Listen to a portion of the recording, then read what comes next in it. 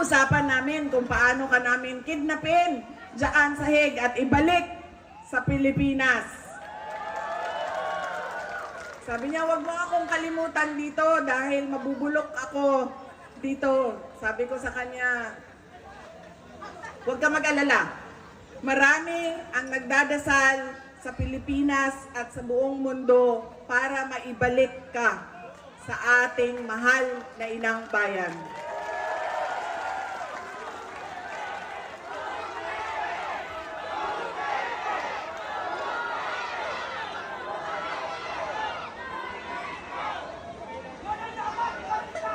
Yung mga nagtatanong kung kamusta si Pangulong Rodrigo Duterte, meron po kaming maliit, short, maikling video para sa inyong lahat.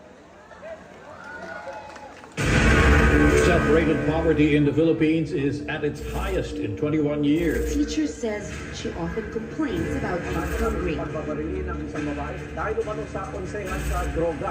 Pinagtataga hanggang sa mamatay ang natutulog na maglola. Bugbugin ng dalawang Kasi member mo, at bakit yung mga tao gumagana ng drugs?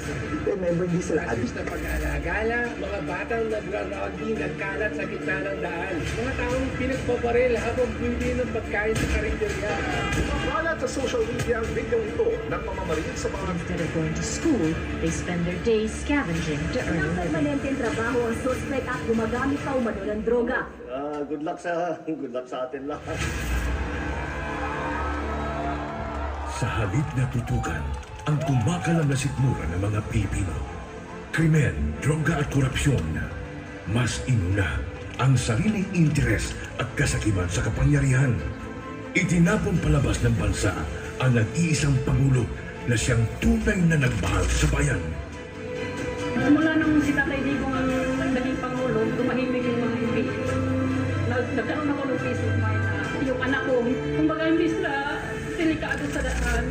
Sobrang happy ako dahil nung umupo si PRRD, kahit sabihin natin maraming tumutugis, maraming tumutriksa sa kanyang war on drugs. Pero majority po sa atin ng mga Pilipino, pwera na lang doon sa mga drug lords, mga drug user, mga ano, yun ang ayaw eh. Pero kami, lalo kami mga OFW, naramdaman namin ang safety sa aming pamilya.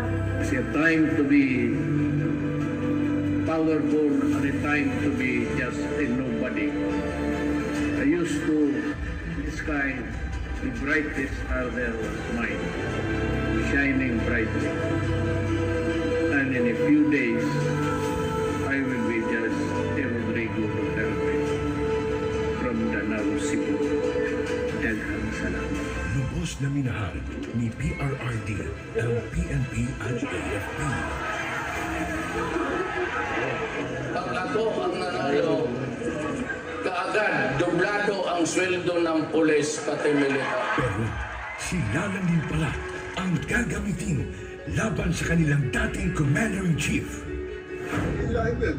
Hihilahin ko yan. Ano kung maniwala ka, hihilahin ko yan. Ano ba ang damage ng government interest?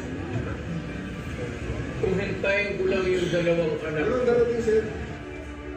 Huwag na tayo mag-debate rito. This is not the place for debate. Hindi po, Guys! hindi po kanina. Excuse me, sir. Hindi niyo magugustuhan ang kasunod na order.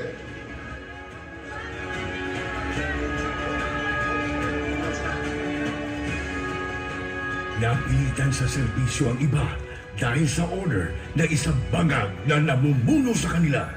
Former Philippine leader Rodrigo Duterte has been taken into custody by the International Criminal At Court. yun ang simula ng pagliyab ng damdamin ng mga Pilipinong nagmamahal kay Tatay Digong.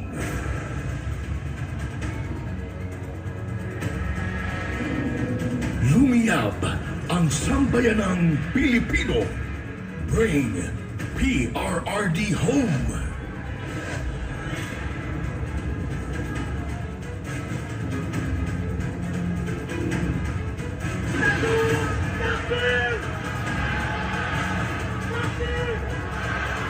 Iisa lang ang sigaw. Duterte saan man sa mundo.